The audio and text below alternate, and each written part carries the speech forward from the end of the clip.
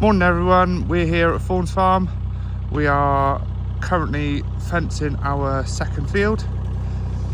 We have all the gear.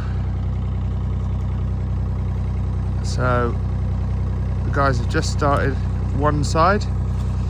We've got the infamous Henry Farleigh from Shilston, my dad, helping today.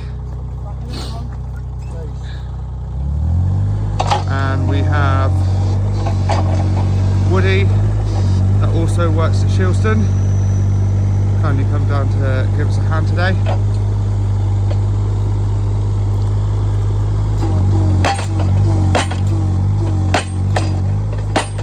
It is going pretty well so far.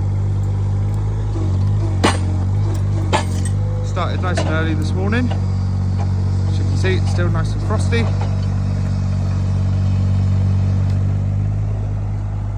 So they're currently starting the corner posts. Coming out the way, nice and frosty. How long have you been fencing, Henry? Pardon? How long have you been fencing? Since I was born. A long time ago. Long time ago.